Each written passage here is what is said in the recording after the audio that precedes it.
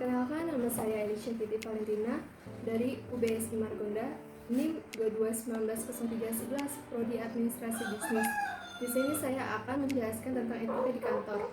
Sebelumnya, apa kalian tahu tentang etika di kantor? Baik.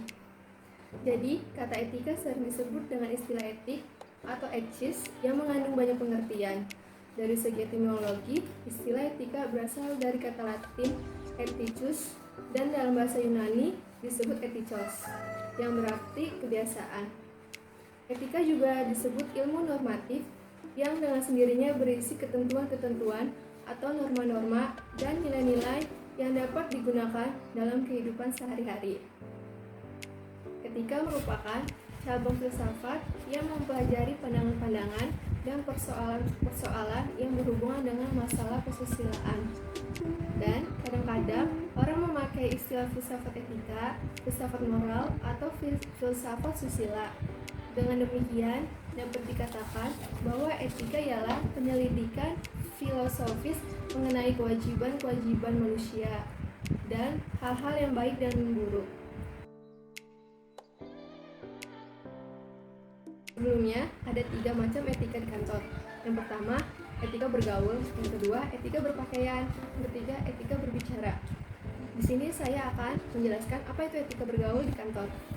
Jadi, etika bergaul yaitu interaksi dan komunikasi akan berjalan dengan baik apabila kedua belah pihak saling menghormati dan mengerti akan hak dan kewajibannya masing-masing. Karena etika itu menyangkut moralitas, susila, sosial, agama, dan lain sebagainya. Bagaimana cara etika bergaul yang harus diperhatikan? Yang pertama, bersikap sopan, santun, dan ramah. Yang kedua, penuh perhatian terhadap orang lain atau empati.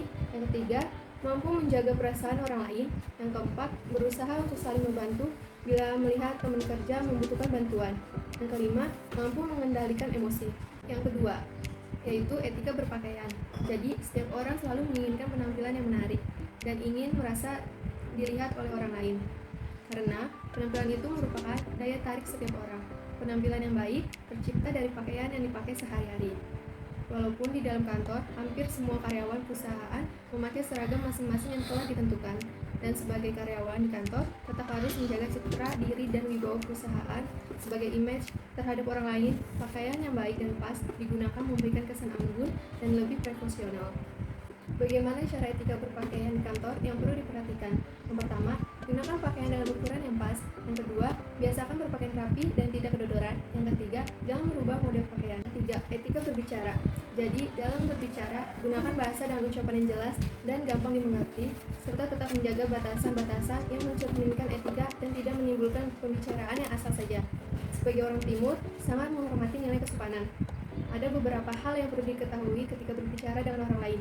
Yang pertama, pada saat berbicara harus menatap lawan bicara.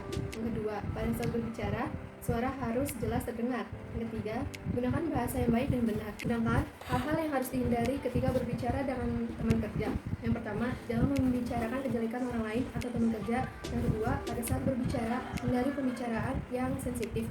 Yang ketiga, jangan memotong pembicaraan orang lain. Yang keempat, jangan monopoli pembicaraan. Yang kelima, hindari untuk membicarakan diri sendiri. Menjaga hubungan dengan rekan kerja. Ini kiat yang sederhana agar dihormati oleh rekan kerja.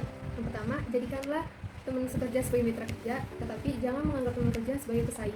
Yang kedua, tumbuhkan rasa saling membantu satu sama lain. Yang ketiga, ingatkanlah teman sekerja ketika ada sedikit menyimpang.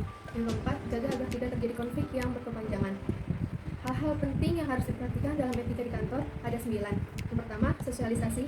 Yang kedua, berbicara dengan jelas. Yang ketiga, hati-hati berkomentar. Yang keempat, kompromi. Yang kelima, mempengaruhi orang lain. Yang keenam, hadapi masalah. Yang ketujuh, tidak mudah terpancing. Yang kedelapan, jangan takut perubahan. Yang kesembilan, lepaskan ego.